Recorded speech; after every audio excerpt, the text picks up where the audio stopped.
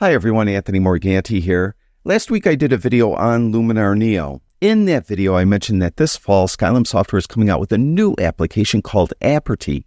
Aperty is for portrait editing. Skylum Software claims that Aperty uses advanced AI techniques to quickly and effectively edit a portrait. Now personally I haven't seen the application yet. The only exposure I've had to it is this web page, which I'll have linked in the description below this video. Now, as you can see, they're currently accepting pre-orders for lifetime licenses for Aperty. They're only selling 1,000 of these, and they only have 178 left. So if you are interested in purchasing a lifetime license for Aperty, do so relatively quickly. And again, I'll have a link to this webpage in the description below this video. Now, the reason why I'm doing this video is because you may not know that Luminar Neo has some AI tools for portrait editing built in. So in today's video, I'm going to show you those tools. We're going to edit 3 different portraits. We're going to start out with this one. This is an Adobe stock file. I like this image because she's not wearing any makeup, and it's a good image just to kind of show off this portrait editing tools, or the portrait editing tools that are available in Luminar Neo. Now, typically, I'll jump over to the edit panel and I'll do some global adjustments first. I start with the develop tool. And in this case, particularly with portraits, I like to make them look a little flatter. So to do that, what I'll do is I'll just pull highlights down a little bit and I'll open up shadows like that. And that's usually all I'll do. Now, if there was like a big zit or something on her face, and the next thing I would do is I would go to the erase tool and I'd use that to remove any big blemish or anything like that. In this case, that's not needed. So now then what I'll do is I'll jump down to the portrait section. Now you can see that there are 6 different tools here. 4 of them use AI. So there's Studio Light, there's Portrait Bokeh AI, Face AI, Skin AI, Body AI, and High Key. I don't like the order these are in because usually I like to edit a person's skin first. So I'll jump right down to skin. You can see there's 2 sliders and a checkbox for skin defects removal. If someone has just a little zit or, maybe a little chicken pox scar or something like that, check that box and it will get rid of it. Usually at the very least, it will reduce it. Then you could go to the amount slider, move this up. Now you can see how it really smooths a person's skin. Now, it uses some type of high pass or high tech technique to soften a person's skin. It doesn't blur the skin at all because you could still see the person's pores. So I'm very impressed with Skin AI and how it works. I'll go to shine removal and show that as well. And if you could see a before after, there's before I use the Skin AI tool and there's after the Skin AI tool. So you can see it's really effective and does a great job. After I'm done with Skin AI, I will go to Face AI, and there's several different sections here. There's this top section that just has 2 sliders, a face light slider, which I almost always move to the right to brighten a person's face up a little bit. And then there's Slim Face, which I never use. This will slim a person's face. It may take a while or a second or 2 to kick in. Usually I don't like to change the look of a person. Some people do. If you do, by all means, you could use it. Another reason, though, you may want to use it is if you're using a lens that distorted a person's face in such a way that it looks wider than it usually is, you may want to use Slim Face to correct that distortion that was introduced by your lens. And that would be the only time probably I would use it. But fortunately, I do have portrait lenses that don't do that, so I don't really have to worry about that. Next, I'll go down to eyes. Now, those of you that do portrait editing know that a person with brown eyes, it's very difficult to make the brown eyes look spectacular. It's very hard, but you could do it here. As a matter of fact, you could even change their iris. If you want to give her, let's say, blue eyes, you can't. You could give a person blue eyes. You could give her green eyes. You could give her gray eyes, and so on. Now, I'm going to stay with the original eyes. So you can see they're brown. There's not a lot of detail there. But we can fix it.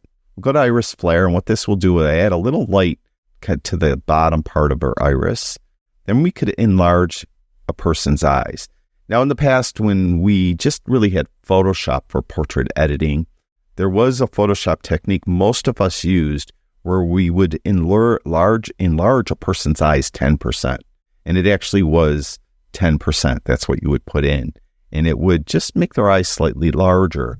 And if you want to do that, you could do that here. I would imagine since this goes from 0 to 100, if you move it to 10, I'm not sure it's linear, but it would bring their eyes, make their eyes like 10% bigger. So you may want to try enlarging a person's eyes slightly. Eye whitening, this is for the sclera of her eye. You can brighten that up. Eye enhancer, this is for the iris. As you can see, if I bring it way up, it really enhances a person's eyes. I'll bring it up a little bit. Red eye removal, this will not remove any blood vessels in a person's white of their eye. This is if you used a flash that just for some reason reflected back on the lens and had that red kind of look or glow in a person's eyes. You could get rid of it with that. That isn't the case here. We have dark circles removal. You can see there's a little darkness under her eyes. You move that to the right and it will reduce that. If you go too far, though, it will start to encroach on the eye itself. So just be careful with that. And then improve eyebrows will darken and sharpen a person's eyebrows. And you can see how it does there. And then the final section of the Face AI tool is the mouth section. And here we have 3 different sliders for lips, saturation, redness, and darkening. I usually tweak all of those up slightly. And then we have teeth whitening. And in this case, we'll whiten our teeth. Now, I did Skin AI, Face AI, I moved 2 sliders for global adjustments, right? And here's before, and there's after. There's before, there's after. That's pretty impressive, isn't it? Now, there are some other tools. There's Body AI, which you could change the shape of a person's body, make them slimmer. You make them a little heavier. You could suck in someone's abdomen with the abdomen slider. Now, obviously, this image is a head and shoulder shot, so neither of these sliders apply. I never do this. Usually, I want the person to look like they look in real life. I just get rid of things that are temporary, like a zit. Someone doesn't have a zit on their face constantly, so you get rid of that. Or maybe there's a chickenpox scar that just the lighting that you used is kind of bringing out a little more than it should. You could reduce that. So I tend to not want to change a person's look totally, so I never use this tool at all. Now, if you are doing like a high-end ad for a company, they don't care if the model looks like she does in real life or he does in real life. They want to sell a product. So you may then use this tool to make the model look like the ad execs want the model to look. So you could suck in her belly or his belly or change the shape of their body or whatever. So in this case, though, I'm not going to use it at all. Now, high key is just if you want to make a high key image. You can see you could just make it brighter. In this case, I'm not doing that. And studio light. This is something that I don't typically do or use in Luminar Neo because in my studio, I'll just light it the way I want it. But here, there are some cool things you can do if you want to. First of all, it may take a second to kick in, you can see. And then once you tweak it up, you could change the hue of the light, the saturation of the light. So you could see how I made her a bit warmer. The depth of light isn't really applicable as much here because I don't have a background. I just have seamless paper. This light customization switch, though, when you turn that on, you'll get this entire other section where you could kind of throw, like in this case, it looks like kind of window blinds, a look on her, strips. You can do dots if you prefer, or none. You could go to different texture, so you can do like greenery. I'm not sure what that looks like. You could do shutters, star shine, tree shadow, vintage windows, and so on. So if you want to add a little bit of pizzazz to your image, definitely use the studio light. In this case, I'm not going to, so I'm going to reset that. And finally, there's portrait bokeh. Now, that doesn't apply here because there's really no background. She has a seamless paper background behind her. But if this was out in the street, the city's behind her, or if she's in her house and her living room's behind her or something like that, you could blur it with portrait bokeh. And it is AI, so it will be relatively intelligent, find the subject, and blur to a degree the area behind the person. So that's just the basic operation of some of the portrait tools in Neo. Let's try a different image. Let's try this one. Again, this is an Adobe stock image. And the first thing I see when I look at this image is her hair is kind of flying all over the place. There really isn't a tool in Luminar Neo to fix hair like this. I'm anticipating, I have no inside knowledge, so don't buy a lifetime license because Anthony said there's going to be something in there to fix a person's flyaway hair.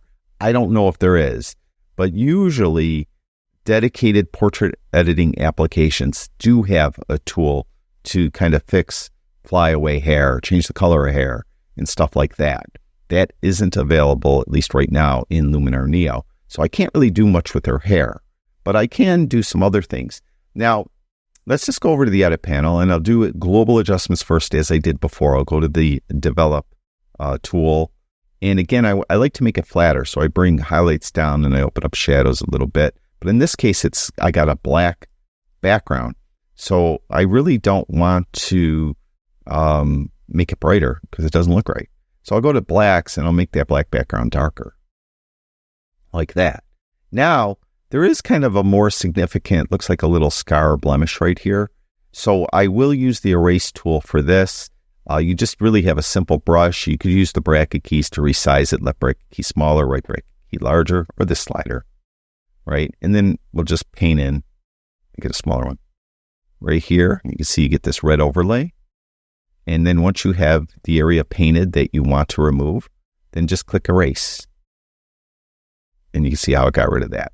So once I'm done with these global adjustments, then I'll jump down to the portrait tools. Again, I like to start with Skin AI. I'll just push up amount, click skin defects removal. I'll move the shine. And already you can see there's before and there's after. Probably overdid it a little bit, so I'll back it off. There's before, there's after. Looks pretty good. Then I'll go to the Face AI and I'll add a face light as I typically do. I'm not going to do slim face. I never change their iris, but you could if you like to. Iris flare. So we'll add that. See a little brightness in her eyes. And larger eyes. She has pretty large eyes already, but bring up 10%. Eye whitening a bit. Eye enhancer. Again, be careful with this one. Don't go too far. It's just not going to look realistic. So eye enhancer. Red eye removal is not applicable. Dark circles. She does have some dark circles. You can see how it reduces the dark circles. Like that. Her eyebrows look pretty good to begin with. I don't think I even need to move that. We'll move lip saturation a little bit. Lips redness a little bit. Lip darkening a little bit. And teeth whitening a little bit. And that's Face AI. And here's a full before after. There's before. And there's after. There's before. And there's after. Now, there's really nothing else I need to do. I don't need to do, I don't do studio light. Portrait bokeh, she has seamless paper behind her. Again, not applicable. Body AI I wouldn't use, and this is a lower key shot, so I'm not going to do anything with high key. Now, maybe wondering, well, what about a man? Well, let's go to my son, Joe. This is an actual RAW file now. So when I go over to the edit panel, I have a develop RAW tool. And here I'm going to jump right down to blacks to make I had a seamless black paper behind him. I'll just make that darker. And we'll go to whites even and make his face a little brighter. Now, there is kind of a significant little bit of a mole here in these two down here. I'm not going to do anything with those. I just want to see, meaning I'm not going to do anything with the erase tool with those.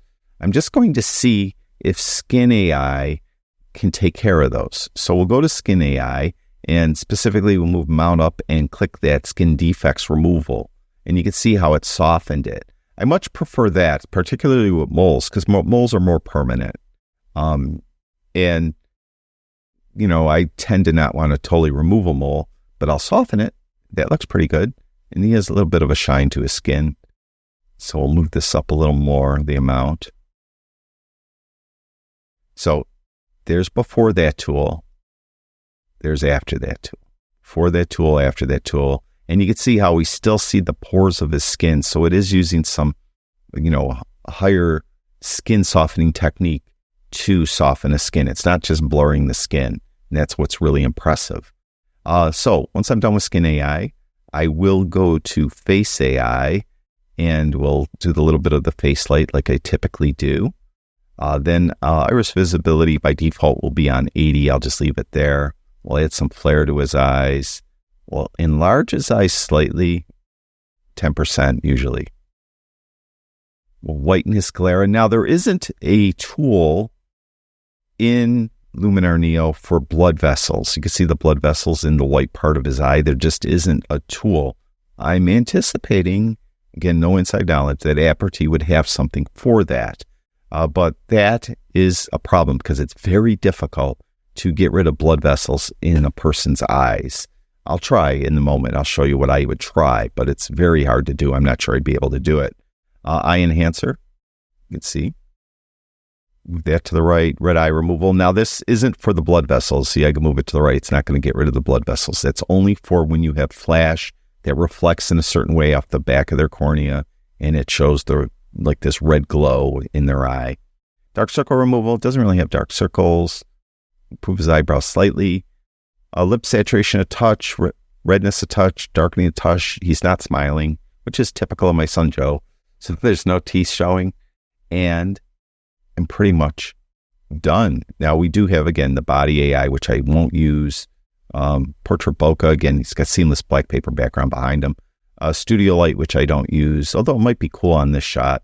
Let's say if I went down here and put the light customization on him and let it kick in. You can see down here it's applying the studio light. It might take a second to kick in. Texture, we'll go with shutters. I don't know. Is it doing anything? It's not really doing anything. Not showing much in here. Oh, you know what? I got to turn the amount up. See, I don't use this tool too much. So you can see it there. I don't like it, but we'll reset it and close it. But it's there if you want to use it. Now, often, though, after I'm kind of done with the skin and the eye, I did all the adjusting I do. Sometimes there are some things when I look at the image that I do want to remove. He has some blackheads. I don't want to soften the skin anymore to get rid of those blackheads. So I would go to the erase tool. And with the erase tool, I'll use the left bracket key to make it smaller. And then I'll come in and I'll try to, these little blackheads, maybe get rid of these. So paint in here, there. Now these are little moles down here. Typically I wouldn't remove, but since they're down here at the bottom, they're a tiny bit distracting, kind of bringing your attention down there instead of other places where you should be looking, like at his face. So I will get rid of those. Now there's a little bit of a flyaway hair here. Get rid of that. So you can do a little bit. Now, I'm going to click erase, and we'll get rid of these skin defects, let's call them, all right? It's going to take a second. Then once it does this, I'll show you what I will try to do for those blood vessels in his eyes. Now you can see it looks a lot better. By the way, here's before, and there's after. There's before, and there's after. Now, for the blood vessels in his eyes, you could try to use the erase tool. It's very difficult, though. And this is the smallest you can make the brush, which often is just too big. So you could come in here and do it and erase it. See what it does? So we're going to restore it. Or you could just undo it by hitting Command Z. I think I can undo it by hitting Command Z. There we go. So we're just going to stop this. So really, the blood vessels are an issue. Hopefully there is something in Aperty that takes care of the blood vessels, because it's very difficult to handle, to do those. Even in Photoshop, it's hard to do. It's probably the hardest thing in portrait editing is to remove those blood vessels in a person's eyes. Not impossible, but it is very difficult. All right, there's before, and there's after. There's before, and there's after. All right, that's the portrait editing tools that are already in Luminar Neo. For most of us, that's probably good enough. We don't need Aperty. But if you are a portrait photographer, or if you anticipate taking a lot of portraits, you may want to look into Aperty. And again, in the description below this video, I have a link to that webpage I showed you, and you could take a look at it for yourself. Thank you, everyone who watches my videos. I really do appreciate it. Talk to you guys soon.